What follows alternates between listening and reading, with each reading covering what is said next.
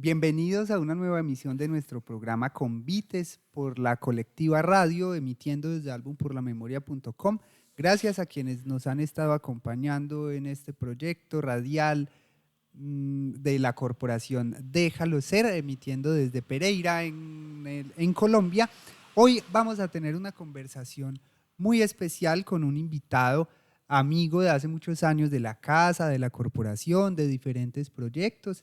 Él es narrador oral, actor de teatro, profesor, licenciado en español y literatura y otras tantas cositas más. Entonces, bienvenido, Jorge Mario López, ¿cómo está?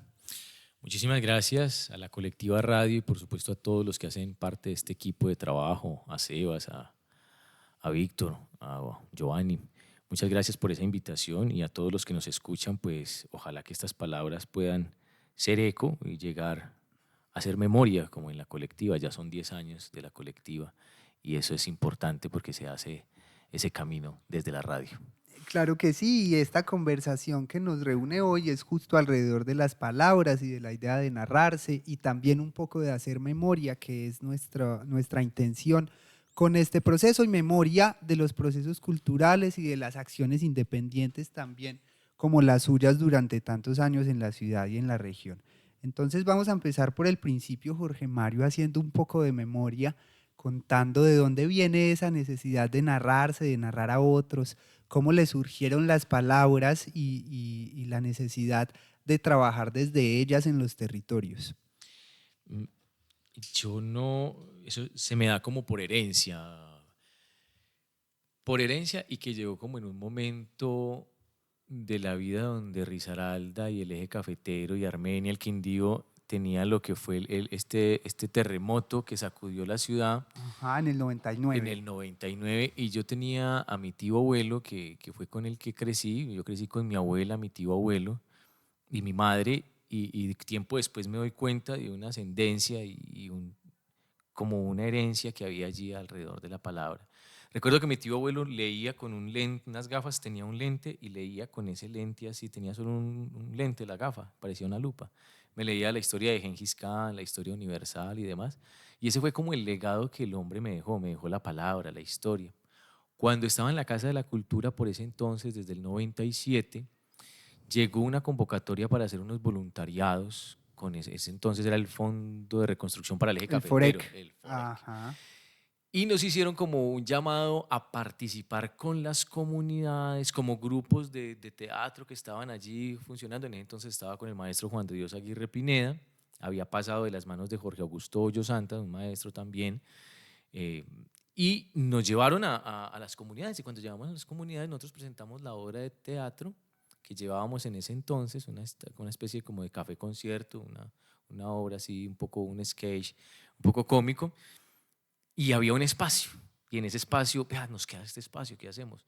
Entonces fue como lo que uno aprende con el tiempo y es la pedagogía de los tres codazos. Hágale uno, hágale dos y hágale Ajá. tres y que arranque. La Entonces yo, escuela de la vida también, la ¿no? Es escuela de decir, la más vida. allá de la universidad, de aprender un oficio, siento que ahí tenemos como un poco historias parecidas, y es que no es un oficio que uno aprende de manera directa en la universidad y en la academia, aunque sí hay cosas técnicas y conocimiento muy importante que se aprende desde allí, pero es en el territorio y con la gente que uno empieza a sentir el impulso, ¿no? Es correcto, es allí porque aquí es donde vibra. Entonces había esa vibración y había esa necesidad de seguir escuchando, había esa necesidad de ver teatro, pero también de escuchar música. Y qué bueno de pronto un cuentero. Entonces yo me suelto allí, copio unos cuentos que habían en la literatura, que ha sido como el alimento, y ahí aparece la academia, que había el alimento, eran como los cuentos que tenían allí y pues me volqué sobre eso. Sobre la literatura y la lectura había llegado pues por mi tío abuelo, pero había llegado antecitos porque en el colegio donde estudiaba, en la zona de castigo era la biblioteca. Ajá, vamos a tener esa ahí para hablar un poco más adelante de bibliotecas, porque eso está muy interesante, en qué hemos convertido las bibliotecas en el país, ¿cierto? Pues las bibliotecas como centros de castigo y centros de castigo en diferentes dimensiones, pero tengámosla ahí para más Perfecto, tardecito. de una vez. Entonces, la palabra me llega así como por herencia y por la energía que se genera en las visitas a los territorios y a las comunidades. Entonces, allí como que hay eso y allí nace pues como esa palabra, ese narrar, pero ya empezaron de la literatura, pasamos como a narrar la vida de los otros, la vida del contexto y a entregar la palabra como una especie de reconfortante, de aliciente, de aliento, de vitamina, de fuego, la palabra compartida y entregada al otro para que ese otro pueda hacer con ella algo de su camino, algo en sí que lo convoque, que lo evoque, que lo lleve a, pues uno dice, ay, vamos a compartir palabras o cuentos para la imaginación. A mí me gustaría más para la confrontación, para que se confronte consigo mismo. Nosotros no Ujú. estamos tan dados como país y como Latinoamérica, nosotros siempre intentamos decir las cosas adornándolas o nos vamos como en el zigzag. Amigo, ¿será que tú Como por las puedes? Como ramas. por las ramas para Ajá. decir, mira, lo que pasa es que no hiciste bien estas cosas, a mi parecer y en mi entender, entonces hay que volverlas a hacer. No, sino como Sí. empieza uno como, y la palabra a veces también tiene que ser, no la palabra brusca que agreda, no. Había una vez un taita que decía, la palabra debe ser dulce y duradera, dulce y duradera. Eso me pareció tan bello, pero no significa que el ser dulce no sea fuerte, no sea una palabra que verdaderamente se manifieste dentro del sentir, dentro del pensar y de lo que se quiere. Sí. Mm, Bueno, empiezan a aparecer muchas cosas para conversar. Vamos a intentar abordar algunas sustancias, hacer la palabra duradera, como Perfecto. acabas de decir, ¿cierto? Mm, a mí se me ocurre seguir por un camino y es que yo siento que la lectura, la narración, lo que llamamos ahora promoción de lectura, escritura y oralidad, está como en un limbo entre las artes y la enseñanza de leer y escribir, como de codificar símbolos y ya, ¿cierto? Pensemos un poco, Mario, en qué lugar está realmente ese ejercicio de la lectura, la escritura y la oralidad, ¿cierto? Porque yo he sentido, por ejemplo, en ese oficio, que muchas veces uno llega a ciertos lugares y no se entiende muy bien como la necesidad o la funcionalidad social que realmente tiene, ¿cierto? Entonces, digamos que en el teatro, en la danza, en la música, hay una idea más clara, ¿cierto? Pero vivimos en una sociedad en la que culturalmente no se entiende muy bien la necesidad de leer, y menos si uno va diciendo que uno no solamente lee libros, sino que puede leer a partir de otro mundo de posibilidades. Entonces, ¿qué lugar pensás que tiene ese mundo o esos ejercicios de la lectura, la escritura y la oralidad como función social? Bueno, yo empezaría como por el acto de la escucha, más bien. Yo creo que empezar por el acto de la escucha, que me parece como importante. Nosotros hemos como abandonado la escucha y lo hemos, y lo hemos vivido siempre, porque entonces uno escucha, pero la palabra del abuelo antes era escuchada como con mayor atención, la palabra del mayor era escuchada y era respetada y asumida. Tenía mayor valor, ¿no? Claro, usted, hágale caso a los mayores, mucho cuidado. Ujú. Así el mayor nos dijera cosas que de pronto no estaban acordes a nuestra generación y a nuestro momento, pero había como un respeto y un valor por la escucha y uno escuchaba al otro. Por eso la importancia de la radio como memoria, porque es Sí. conservar la escucha, imaginarse el posible rostro del otro que está hablando allí. Entonces, la preocupación mía en el impacto social y de pronto en la escuela de la lectura, la escritura, la oralidad, la oralitura, a mí en este momento se encuentra en la escucha. Porque la escucha hace parte de uno de los objetivos pues de la Ley General de Educación. Cuando llegas, la Ley General y los lineamientos curriculares en el área de español, hay una parte especial y dedicada a la escucha, porque es en el proceso de alfabetización, ¿cierto? Escuchar no solo la educación de los sentidos, sino la escucha, que hace parte de los sentidos, pero también la parte de la alfabetización, adquirir un lenguaje. Y ahora hay una gravedad y es post-pandemia y la tecnología, que si bien hace parte integral del ser humano, hay que tener como una medida, como entre apocalípticos e integrados, este libro de Humberto Eco, hay que tener como la justa medida porque ya no se escucha, sino que se lee. Y ni siquiera se lee el gran texto, se lee el fragmento. Y lo que se escucha es el WhatsApp. Ya incluso en estos días lo hablábamos tú y yo, uy, sería mucho mejor que nos comunicáramos por teléfono. Es que eso mandándonos mensajitos no aguanta. Sí, Como sí, era sí, como sí. mucho más bello porque usted escuchaba al otro y podía generar esta conversa, este encuentro. Uno a veces no encuentra eso con los chicos. Incluso cuando uno está en casa y quiere que alguien baje a comer porque está en el piso de arriba o está afuera en el patio, qué sé yo, uno ni siquiera, uno grita, ya está la comida, pero no hay escucha. Ya la serví, venga que se le va a enfriar. Pero si usted le manda un WhatsApp y dice, ya está la comida, aparece el Ahí sujeto. mismo llega. Aparece el sujeto. Entonces, Sí, me sí, sí. preocupa dentro de eso es la escucha, porque a veces no tenemos oídos. Y el oído llega es a desmitificar el otro, o no desmitificarlo, sino a devaluarlo diciendo, está loco, habla mucho. Entonces, en los casos, en los casos de los territorios, a veces en el territorio dice, ¿ese qué está diciendo? Porque no hay una comprensión. Y el primer paso sería pues la escucha, ¿cierto? Entonces ya después vamos a la alfabetización y sería la lectura. Después, claro, la oralitura, la escucha, la oralitura, la lectura. Y en ese proceso, pues antes de la lectura viene la alfabetización. En esa alfabetización me preocupaba, en estos días estaba, el miércoles estaba en una charla y había una chica maravillosa, un grupo, un equipo maravilloso en la Universidad Tecnológica haciendo un trabajo muy, muy bello. Y hablaba de que a ella como que le tocó aplicar el dictado, porque era conductismo, entonces que había que tener aplicar, pero que el dictado hacía parte del conductismo. Y Mm. yo no estoy de acuerdo con eso, yo no dicto para que estén las comas. Si fuese así, y ahí tenemos que aplicar a Derrida, nosotros deberíamos no decir que taxi se escribe con X, sino con KS, porque es como suena, Ajá. taxi, KS. Entonces, en el dictado, ¿qué está en juego? Para mí en el dictado es la lectura en voz alta, el abrir otras posibilidades con el lenguaje. Si uno les lee, y el ejemplo que ponía en ese momento era Rayuela capítulo 68 de Julio Cortázar, que dice, apenas él le amalaba el noema, a ella se le agolpaba el clésimo y caían en hidromurias, en Ujú. salvojes ambonios. Si yo lo cuento, pues lo estoy narrando. Si yo lo dicto es, apenas él le amalaba el noema Claro, no a hay una ella. lectura contextual. Exacto, entonces al chico se le va a cuestionar, profe, ¿y esa palabra qué es? ¿Y ese contexto qué es? Ah, mijo, eso está en un libro. Eso está allí. Entonces la devaluación no es que no existan los planes de lectura, escritura, oralidad escolares, o que no existan bibliotecas, o no solo que los libros aparecen más de manos de libreros porque hay muy poca editorial. Nosotros no leemos no solo porque no tengamos esa costumbre, esa cultura de visitar bibliotecas y demás, sino porque los libros obedecen a libreros, no a editoriales. Entonces el librero te vende el libro más costoso.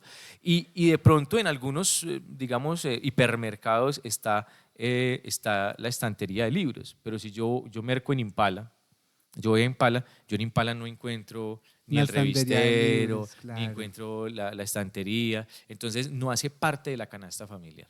Y cuando el libro no hace parte de la canasta familiar es muy difícil vincularlo a tu práctica diaria como familia, porque yo no tengo en mi práctica diaria visitar la biblioteca.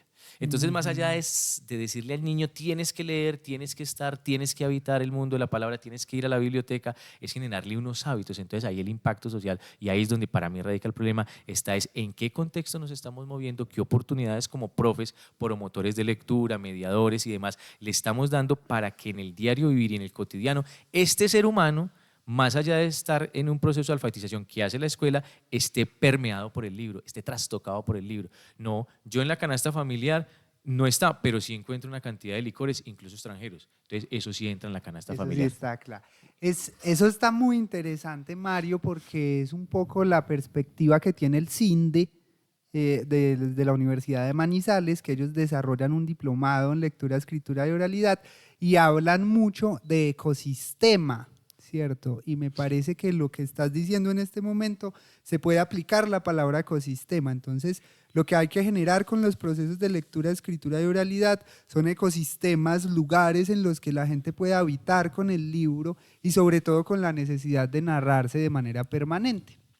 Porque, y ahí es otra reflexión que quisiera que hiciéramos juntos, y es que yo empecé a sentir esta semana, que bueno, llevamos ya un par de meses desarrollando ejercicios de promoción de lectura, escritura y oralidad en el departamento, en diferentes municipios, y empecé a descubrir que con los adolescentes, sobre todo, hay un déficit del uso de como un déficit en las palabras, ¿cierto? Como que empecé a sentir como si las palabras estuvieran muriendo, porque a veces no hay ninguna palabra, no hay ningún sentir, ¿cierto? Entonces yo me ponía a indagar en eso, ¿cierto? Como que les decía a un grupo de chicos, ¿cuál es la palabra que más te gusta? ¿Por qué te gusta esa palabra? ¿Por qué es bonita esa palabra, ¿cierto? Y algunos tienen esa pena, como esa pena, en la escuela se señala, por ejemplo, decir grosería, ¿cierto? Decía, si la palabra más bonita es una grosería, díganla. Pues está bien y pensemos por qué les gusta. Y resulta que la palabra que más aparece, que a los muchachos más les gusta o que más usan incluso en su día a día, es la palabra gonorrea. Y nunca lo usan en su significado literal, sino que lo usan para X o Y cosas. Entonces, me parece a mí que la labor que hacemos o la labor que hace Mario es como esa reivindicación de la palabra también de manera permanente, ¿cierto? A veces siente uno como si se estuviera desapareciendo esa posibilidad de comunicar. Uno siente como en el rol de profe o de promotor que los chicos cada vez dicen menos palabras, ni siquiera para el saludo, ¿cierto? Los abuelos, buenas tardes. Los más jóvenes, hola. Después, oe, ey. Ahora ni siquiera eso, ni siquiera un sonido, sino solamente como una mirada o más bien evadir al otro. Entonces, en la medida en la que no existe esa posibilidad de narrarse porque no hay un ecosistema dado para narrarse, pues empezamos incluso a olvidar al otro y a tener esa vida en comunidad. Y ahí me parece a mí la importancia de los ejercicios y de los procesos de lectura, escritura y oralidad. Pues, yo creo que sí, estamos construyendo, igual pues somos colegas en este campo de la promoción de la lectura y creo que de la mediación cultural, creo que nos damos mucho la mano con la reflexión que haces y, y si ha desaparecido no solo ese acervo de palabras, sino el acervo cultural. Nosotros, hay un libro de Milán Kundera que se llama El libro de la risa y el olvido, y la frase incluso la empezaban a citar mucho por redes sociales, pero pues chévere también que se lean el resto del libro para que comprendan, porque a Kundera hay que tenerlo con pinza, no porque sea un mal escritor, no porque haya padecido su Polonia bajo la mano del comunismo, sino porque quizás se vuelve muy reiterativo y se le vuelve un leitmotiv su literatura y sus textos, en que siempre es un ataque es un ataque, pues les voy a dejar ahí como la puntada es, léanse el libro La Broma, que es el que más colocan a leer en la Universidad Tecnológica, en los que estudian literatura, y ahí van a dar cuenta, y luego se leen los otros libros y se van a dar cuenta cuál es el ataque que él continúa haciéndole a su Polonia del alma o a quienes estuvieron en el poder en el momento, entonces siempre cae allí. Pero tiene algo muy importante que también va de un bando y de otro, y es en el libro de la risa y el olvido, dice, para liquidar a las naciones lo primero que se hace es quitarles su memoria, luego llegamos, les escribimos otra historia, les ponemos otros libros, o sea, les quemamos sus libros y les ponemos otros, y les escribimos otra historia. Yo creo que a nosotros nos está sucediendo ello, no con el ánimo de que volvamos a recuperar solamente la cultura de los mayores, las mayoras, los sabedores, las sabedoras, los hermanos mayores, los que consideramos nosotros como indígenas, ¿cierto? Que son hermanos mayores, no solo con ese ánimo, sino con el ánimo de volver a lo otro que estaba, no como esa añoranza de nostalgia, sino como esa posibilidad de una reflexión sobre lo que estaba allí y lo que podemos vivir ahora. Cajiao decía, la originalidad viene de la asimilación consciente e inconsciente de la tradición. Entonces, si unimos eso y si nos paramos en este momento de la historia, nosotros nos damos cuenta de que la palabra desaparece porque nos han estado quemando los libros, es que no aparezca dentro de la canasta familiar. Ajá. ¿Cierto? No es la quema de Ray Bradbury con Fahrenheit 451, estos bomberos que en vez de apagar incendios lo que hacen es quemar libros y bibliotecas para que la memoria o para que la historia no se reconozca. No solo con ese ánimo, sino quemar un libro es no tenerlo dentro del diario vivir lo cotidiano, decir que leer es malo. Pero también lo quemamos cuando solo hacemos uso del teléfono y no para leer. Digámoslo en el sentido utópico de coger todo un texto y leer un libro en el celular, porque a veces cansa la vista. Yo no estoy en desacuerdo con que se tengan estos libros digitales, no, súper chévere, si se va a leer en digital, súper chévere, bacano, pero que se lea.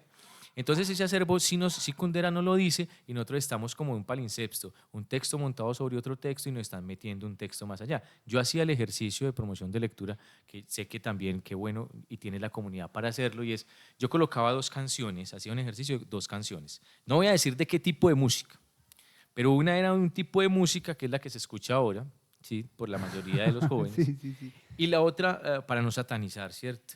Y la otra canción era una canción, ay, no recuerdo el autor, pero dice, madre, hoy no me levanto, no quiero ir a la escuela. Ayer Pedro, el hijo del alcalde, me llamó Muy hijo de bueno. ramera. Hijo de Ajá. ramera es que se llama la canción. Sí. Entonces esa canción que estaba allí, yo recorto las palabritas y recorto las palabritas de la otra canción y el ejercicio era decirle a los chicos, háganme un favor, vamos a hacer la mayor cantidad de cuentos con esta letra de esta canción. Manolo Galván. Manolo Galván, la canción de Ujú. Manolo Galván. Y esta letra de esta otra canción. Aquí efectivamente terminaron más rápido. Y el resultado fue lo mismo. Lo sexual, exacto, la sobreexcitación, no habían casi cuentos, sino solo frases. En cambio, en esta se permitían arrastrar más historias, más historias. Entonces creo que el acervo apalabrado de las generaciones venideras se agota en la medida en que yo dejo que otra cultura se me imponga y yo no resisto a ella. Y una de las formas de resistir es la escucha, la oralitura, la lectura, la escritura y cómo lo estamos asumiendo desde el colegio, desde las bibliotecas, desde las direcciones de arte, de cultura y demás, porque a veces parece ser que las direcciones de cultura, las secretarías de cultura solo están en el momento de las fiestas y desaparecen, en las celebridades del municipio y listo, pero no hay una presencia constante, aunque Ujú. son inversiones muy débiles, a veces son inversiones muy débiles, teniendo presente que existen leyes para inversiones fuertes. Claro, y es como, a mí me gustó mucho esa metáfora que acabaste de usar sobre la quema, ¿cierto? Y hagamos como un ejercicio en el que prendemos una mecha y esa quema, ¿qué más significa, cierto? Y vámonos al lugar de las bibliotecas. ¿Hasta qué punto lo que sucede con las bibliotecas, lo que hablábamos al principio que dejamos en punta, es una quema, ¿cierto? Es una quema de la palabra, es una quema de los libros, es una quema de las posibilidades de encontrarse que tiene la gente, porque para entrar, como te digo, al campo de las bibliotecas, yo empecé a considerar que las bibliotecas son fundamentalmente escenarios para la democracia, para la participación, para el encuentro comunitario sobre todo y para narrarse. No son lugares para almacenar libros y ya. Y eso yo creo que el mundo lo entendió hace tiempo, que en parte se diseñan políticas tendientes a eso, pero a veces no funciona tan así. Y ahora en los ejercicios que estamos haciendo en los municipios, nos damos cuenta que hay una quema de las bibliotecas porque no hay una importancia hacia ellas, ¿cierto? Entonces, como cuál es ese lugar de las bibliotecas ahora y qué está sucediendo con la dinámica de las bibliotecas públicas en el país, reconociendo también las cosas positivas que hay, ¿cierto? Todas las iniciativas comunitarias, incluso las iniciativas estatales o de la Biblioteca Nacional con su Estrategia Nacional de Promoción de Lectura, que llega a muchos lugares y que tiene un equipo valiosísimo de gente, las BRIS, bueno, hay una cantidad de iniciativas alrededor de las bibliotecas, pero sigue uno teniendo la sensación que están quemándose a medida que se va desapareciendo o quemando la palabra también, ¿no? Sí, yo quisiera como poner en contexto el hecho de que qué estamos haciendo nosotros por los municipios y es que tengo el placer y el júbilo de compartir escenario con Víctor, con Andrés Galeano, con Paula Andrea Arcila Jaramillo, con Ángela Marcela Bermúdez, un equipo de 5 chicos, de 5 jóvenes, de 5 jóvenes que estamos por el departamento de Risaralda, con la dirección departamental, perdonen la cuña ahí, dirección departamental de Cultura y Artes, y en estos espacios estamos como promotores de lectura. Y nos hemos encontrado con un diagnóstico que yo creo que aquí está reflejándose en esta memoria que hace la colectiva. Qué importante porque después de 10 años de la colectiva estar al aire, de tener su pausa en un momento dado, vuelve y regresa con sus 10 años y dice, mire, hace 10 años hablamos de bibliotecas y retomamos ese tema ahora y nosotros estamos con la fortuna de estar juntos en la escena, trabajando en los municipios y dándonos cuenta de que el diagnóstico, si bien ha mejorado, si bien ha cambiado, sigue estando digamos, unos tratados que uno dice a veces es como placebo, ¿cierto? Como la biblioteca como un placebo, la biblioteca como con un paño de agua tibia para remediar, teniendo presente que las bibliotecas y la lectura son fundamentales en el desarrollo mismo de los pueblos, en el desarrollo de su economía, y no hablemos de una economía capitalista, no, pero está ahí marcada la lectura, el desarrollo del ser humano dentro del contexto, está marcado. Es que usted va al colegio, en el colegio te ponen a leer los textos para poder responder, en el IFEX tienes que leer los textos para poder que de pronto accedas a una beca, en la universidad te pasan textos si estás en el pregrado, si estás en el posgrado, si estás en el doctorado, estás leyendo constantemente para comprender eso que dice ese autor, pero también para comprender tu estar dentro del mundo. Entonces también dentro de la existencia misma del ser humano está la lectura. Y la biblioteca entonces arranca, pues yo creo que hubo una importancia en sus inicios. Hace poco incluso con el CINDE y un diplomado que estamos realizando hablábamos de la biblioterapia. Y entonces que arranca como biblioterapia, pero que ese biblios, había un profe maravilloso que decía, pero no hay que romantizar lo de la biblioterapia, porque es que la biblioteca no hace terapia, porque no. Y yo le decía, no, pero es que no se trata solo de que se romantice la palabra biblioterapia, sino que biblios, libro, es terapia a través del libro, pero la terapia a través del libro no tiene que ser salvadora. La terapia a través del libro es que usted se pueda encontrar y se pueda chocar. Confrontadora. Confrontar. Claro. Usted leyó el libro y se confrontó. Usted, madre. Bueno, entonces para la última cuña ahí, con respecto a lo de bibliotecas, que me parece muy importante, es las bibliotecas en un momento, en mi época, eran las zonas de castigo. Entonces a mí me castigaban y yo estaba enamorado de la bibliotecaria, Fabiolita. Era una mujer hermosa, es más, yo era pícaro, entonces le decía que me alcanzara los libros de la estantería más alta, solo para verla y para saber que ella me volteaba a mirar cuando yo la estaba viendo. Sin embargo, ahí empezó un contacto maravilloso con los libros que ya tenía con la oralidad de mi abuelo y con la escucha que le prestaba a mi tío abuelo, y ahí empezó la lectura a formarse, a gestarse. Veo ahora con gran placer, con un alivio en el cuerpo, que ya no está solo determinada esa biblioteca como un centro de castigo, porque ya no deja de ser el centro de castigo y aparecen los planes de lectura, escritura, oralidad, o más que todo el plan de lectura en la escuela. Y a mí ya me parece como un salvavidas, plan de lectura en la escuela, donde la biblioteca hace parte integral. Ahora bien, ¿cómo dotamos la biblioteca? ¿Cuáles son los insumos? Pues sí, hay convocatorias, hay estímulos, hay proyectos. La Secretaría Departamental de Educación, ahí perdonen la otra cuña, está haciendo un trabajo muy interesante desde la Secretaría de Calidad, y es que están acompañando a los profes que hacen parte y son los encargados, caso particular, son los encargados de los planes de lectura, y en muchas ocasiones ni siquiera es el profesor de español, sorprende, pero es cierto, es el profesor de matemáticas, es el profesor de ciencias, el de química, Sí, el que está sí, más sí, sí, interesado, y muy uno dice, bonito. pero esos profesores, ¿por qué manejan el plan de lectura? Porque mira que los de español no lo están haciendo, porque la universidad no está dando herramientas para eso, o porque yo ya estoy cansado de ser profesor y no quiero echarme esa otra responsabilidad, porque ya tengo suficientes responsabilidades. Entonces uno dice, bueno, listo, entonces, ¿qué estamos haciendo por los que están allí y cómo estamos volteando la cara a la biblioteca?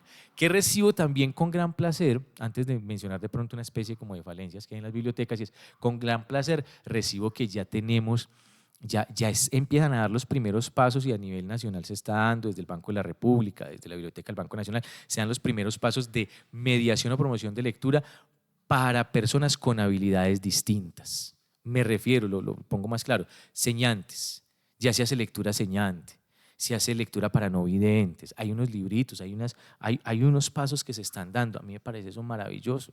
Creo que ahí la biblioteca cobra otro sentido, creo que ahí se le hace el acompañamiento. Hay grupos de Facebook de mediadores de lectura, hay diplomados, Letra Viva cada ratico saca diplomado en promoción de lectura 1, 2, va para la tercera, cuarta versión ya, está en un diplomado ahorita. Están las ferias del libro creciendo alrededor nuestro, está la feria del libro de Pereira, estamos en la feria del libro del Quindío, y se fueron por meses, agosto Manizales, Quindío septiembre y Pereira octubre. Entonces, wow, ahí crece, o sea, va creciendo un poco más, pero ¿quién los visita? ¿Cómo se está haciendo plan de medios? ¿Quiénes son los que están allí? ¿Qué pasa con las bibliotecas escolares? Veo también que la biblioteca Ramón Correa Mejía en los últimos años ha venido creciendo con sus procesos de acompañar a los bibliotecarios. Veo que algo, pero sigo, y ese es el malestar, sigo viendo que es una pelea para que le asignen el presupuesto de la estampilla Procultura. Sigo viendo que es una dificultad terrible para que ellos puedan tener una estantería. Tenemos el caso, ahorita nos cuentas, es el caso de la biblioteca de Balboa. Sí, Tenemos casos donde no les están aplicando el 10%. Y recordemos, y para los escuchas, es la ley 1379 del 2010, es la ley de bibliotecas públicas, y allí ajá, claramente dice que el 10% de la estampilla Procultura es invertido en la biblioteca, y no solo para material bibliográfico, sino para otro tipo de material y para adecuación de los espacios. Entonces, que los gobernantes y administradores a veces desconozcan esto, a veces lo desconozcan o quieran salirse por unos libritos, eso duele, o sea, nos sigue doliendo ahí, porque hay más claro. gente interesada en esto.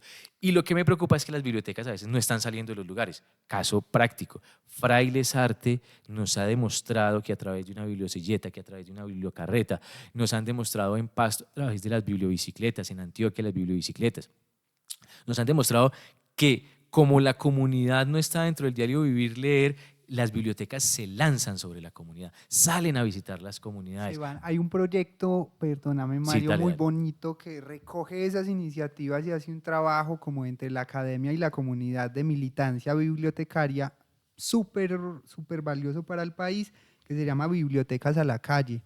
Entonces, Bibliotecas a la Calle es un colectivo de bibliotecólogos, bibliotecarios comunitarios, promotores de lectura, docentes, que han hecho investigación al respecto, que han producido unos textos valiosísimos. Hay uno que se llama Un elefante en la sala, en el que te dan como 500 estrategias para promover la lectura, actividades concretas. Han hecho un trabajo hermosísimo, ¿cierto? Y lo menciono para, antes de hablar de dificultades, hablar un poco de algo que me dejaba Mario en lo que acaba de decir, y es la necesidad tal vez de desmuralizar las bibliotecas, ¿cierto? Como derrumbar los muros y entender que más allá de un lugar físico, la biblioteca es importante porque hay gente adentro. Entonces es una pregunta que uno a veces hace en los talleres con formadores o con bibliotecarios o con promotores de lectura, les pregunta, ¿qué es lo más importante de la biblioteca? Y sigue sucediendo que ellos responden lo más importante es los libros. Y bajo esta lógica en la que nosotros lo estamos trabajando, pues lo más importante es la gente, ¿cierto? Lo más importante es que vaya la comunidad con un interés X o Y, un interés el que sea, ¿cierto? Porque uno puede, la comunidad cuida la biblioteca para que la bibliotecaria le haga el favor y le pida la cita por teléfono porque no puede, ¿cierto? Y eso está muy bien. Y ahí es qué hace el promotor o el bibliotecario cuando llega a la comunidad a la biblioteca, ¿cierto? Y yo creo que sí es una suerte de terapia, ¿cierto? Sí es una suerte de terapia, y hay otra estrategia que se ha usado, que surgió a principios de este siglo, en el 2000 en Copenhague, que se llama Human Library, las bibliotecas humanas. Y esa estrategia como terapia es súper potente porque es la posibilidad de narrar las historias tristes o las heridas del pasado a otros incluso totalmente desconocidos, y que el otro te mire a los ojos y te diga, uff, bien, Bien, vení te abrazo, vení, abrazar todo ese libro bien, vivo. venga lo invito a un tinto, venga qué difícil, ¿cierto? Y ahí hay una delgada línea de la que quisiera que habláramos un poco, porque por ejemplo aplicar esa estrategia en contextos como el nuestro puede salírsele a veces a uno de las manos. A mí, por ejemplo, me sucedió que apliqué un ejercicio de bibliotecas humanas, entonces dividido el grupo en libros y lectores. Unos libros iban a contar su historia, uno debía contar una historia triste, una historia feliz, un recuerdo traumático, bueno, diferentes historias, y una de las chicas empezó a contar su historia, tenía una carátula que se llamaba El Monstruo, les decía, Wow. resulta que el monstruo se llamaba Gabriel y lo escribía en tercera persona. La niña se llamaba Pepita y el monstruo llegaba todos los días donde la niña Pepita le hacía, y se desborda esta niña a llorar. Y claro, mi formación no es en psicología, entonces como que la niña a partir de esa acción pudo narrar después, cuando se abrió la ruta de atención y demás, pudo contar por primera vez que había sido abusada durante muchos años por su padrastro. Wow. Entonces, esas posibilidades, en una biblioteca sucedió eso, ¿cierto? En una biblioteca pública, de la región sucedió ese caso, y así hay cientos de historias. Entonces me parece que esa además es una función social, porque en la medida en la que uno se escucha y el otro tiene la posibilidad de narrarse, pues aparecen las posibilidades de acompañamiento también a las cosas terribles, ¿cierto?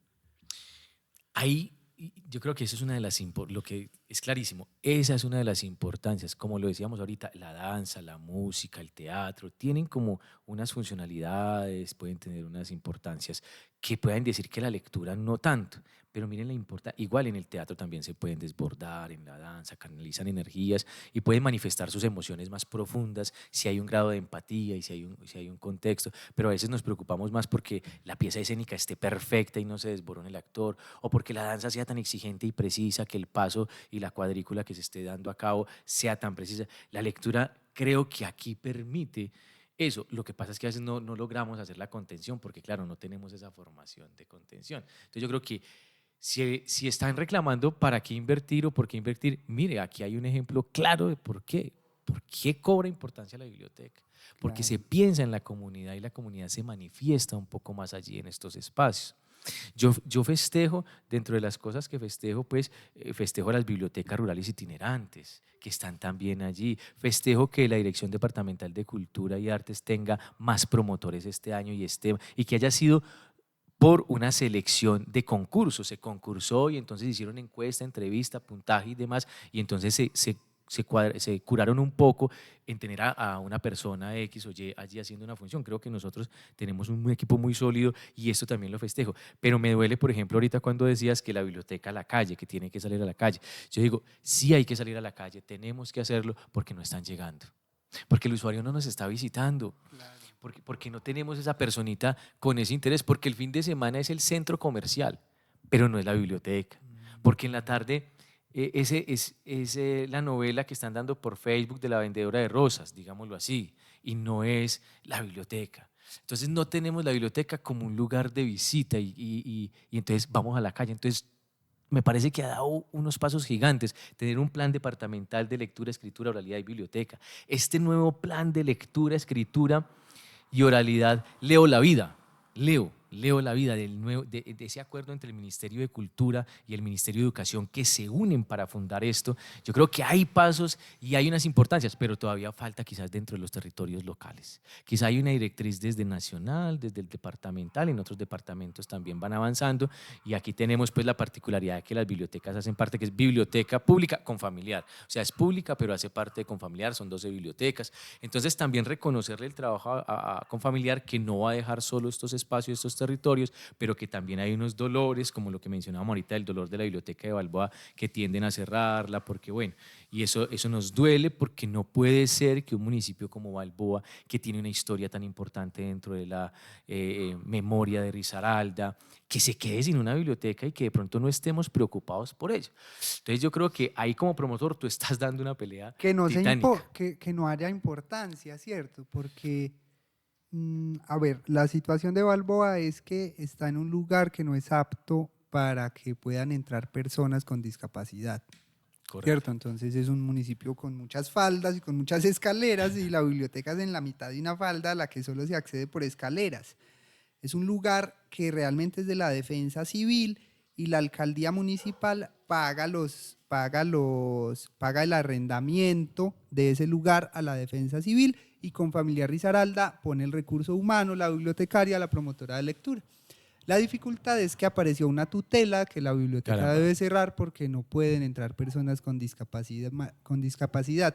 Y sumado a ello, no hay un interés directo de la administración municipal por ese lugar, porque los recursos de Estampilla Procultura no se están usando para lo que deberían usarse, y en general, como para no quedarnos en ese tema, yo creo que la dificultad viene más de fondo, ¿cierto? Y del entendimiento. O sea, uno habla con un funcionario público de una alcaldía municipal en un municipio y ellos no logran como articular un lenguaje así como este que estamos usando, ¿cierto? Un lenguaje de bibliotecas, de la ley.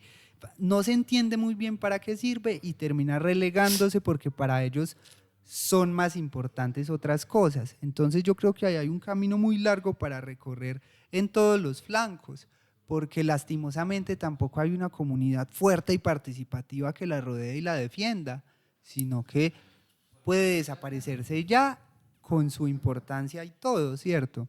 Entonces son muchas dificultades juntas y no solamente en ese caso del departamento de Risaralda, en especial del municipio de Balboa, sino que suceden muchos. Y para volver al principio y para ir yéndonos, la idea del castigo, la idea de la biblioteca como castigo es una idea terrible que funciona en diferentes sentidos. Primero, a los niños que los castigan mandándolos para la biblioteca y lo empiezan a identificar como un lugar malo al que no hay que ir, ¿cierto?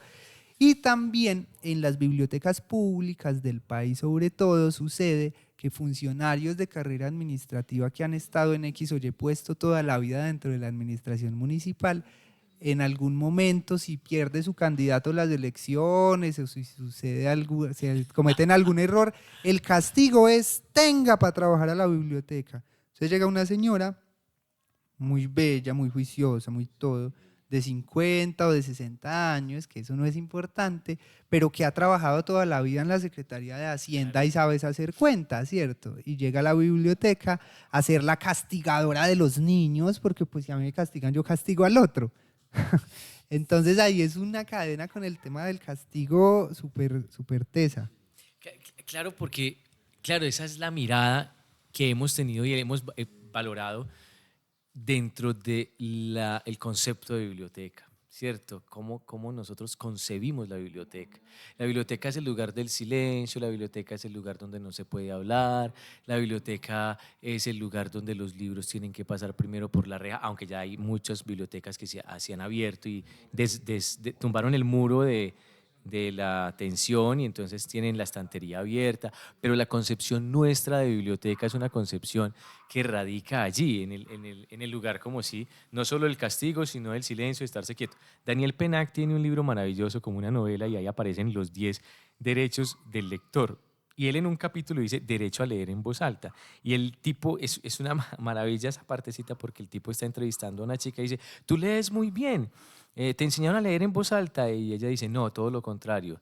Me decían que era el momento de leer y que teníamos que leer en silencio. Me rebelé. Me rebelé y leí, porque además no lograba entender si no me escuchaba mi propia voz al leer. ¿Y a cuántos de nosotros cuando estamos escribiendo o la tesis o la carta, estamos tecleando y nos hace que leer en voz alta aquello que escribimos para poder tenerlo presente, porque si no lo tenemos, si no nos escuchamos, no entiendo lo que estoy leyendo a veces, en muchas ocasiones. Entonces la lectura en voz alta se vuelve un componente fundamental y la biblioteca tiene que permitir, digamos, esa risa, ese diálogo, esa charla, no solo que es una especie sagrada porque es donde están los libros y toda la sapiencia suma de aquellos que los escribieron, sino que está allí para que sea un punto de encuentro para estos diálogos, para otros diálogos, para la charla, para poder de pronto echarse un chiste, para que la lectura en voz alta sea de todos, lógico, sí, pero váyase usted para una biblioteca cualquiera, todo el mundo está en silencio.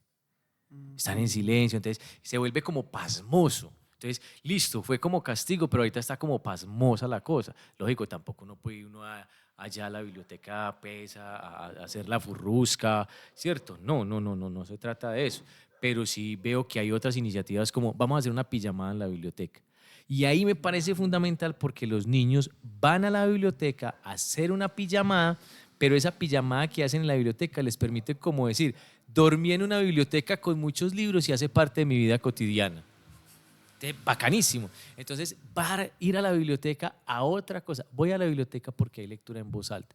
Voy a la biblioteca porque allá hay X acción. Entonces, ir a la biblioteca a otras actividades que me permitan a mí ir a ese lugar, ir a ese espacio, reconocerme allí dentro de mi diario vivir. Entonces, creo que hay muchas iniciativas, pero a veces de las dificultades uno podría señalar nuevamente esa dejadez de lo administrativo, ese lugar como castigo para algunos funcionarios y ese hecho de que la biblioteca que tenga que salir porque no están yendo, pero hay que salir, salgamos para traer, salgamos, salgamos. Y la mejor forma de ello a veces es conformando clubes de lectura, grupos de amigos de la biblioteca, que son las directrices que se tienen desde esos lugares, así como que sigan los estímulos, que sigan las convocatorias, que si bien eso en muchas ocasiones es como un paliativo de un presupuesto que se le da a la cultura, casi como que la migaja para la cultura, y ahí métanme en las bibliotecas. Casi que las convocatorias y los premios de estímulo son eso, porque es un presupuesto muy reducido para muchas actividades que uno dice, venga, ¿qué pasa que no son más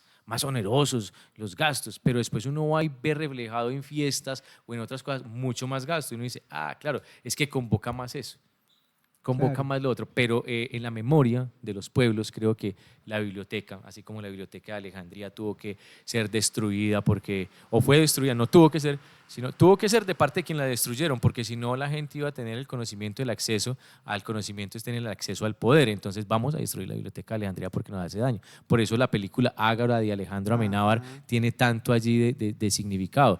Esa antigua Mesopotamia también ha tenido mucho que ver, ¿no?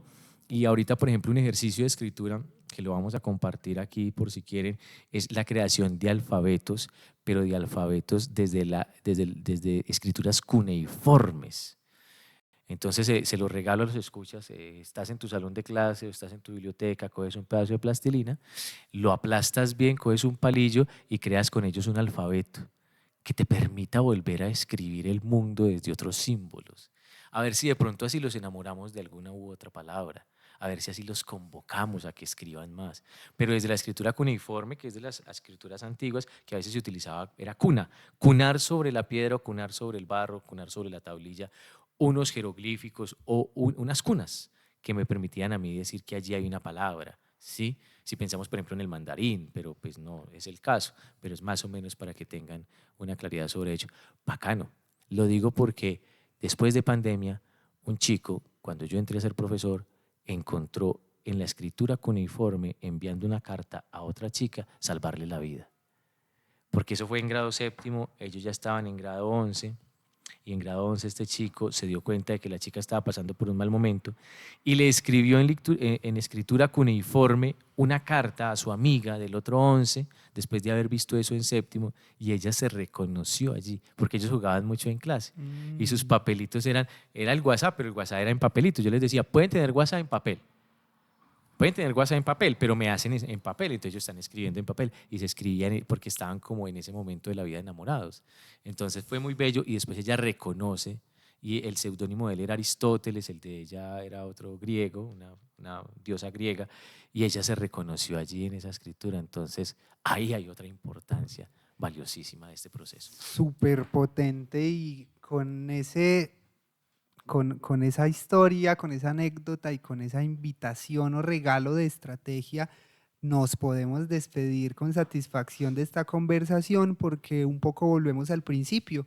Hemos logrado que la palabra se haga duradera durante estos minutos que conversamos y ahí dejamos la posibilidad de que siga siendo duradera, que sigan existiendo las bibliotecas, que siga existiendo gente que da las peleas en las regiones para que las bibliotecas existan, para que no se quemen como en Alejandría, para que no se destruyan y para que no existan personas que siguen queriéndolas destruir. Incluso de manera directa un concejal de un municipio de la región nos decía alguna vez, ay, pero ¿cuál es el escándalo con una biblioteca? Si desde Alejandría se queman, ¿biblioteca para qué? ¿Cierto?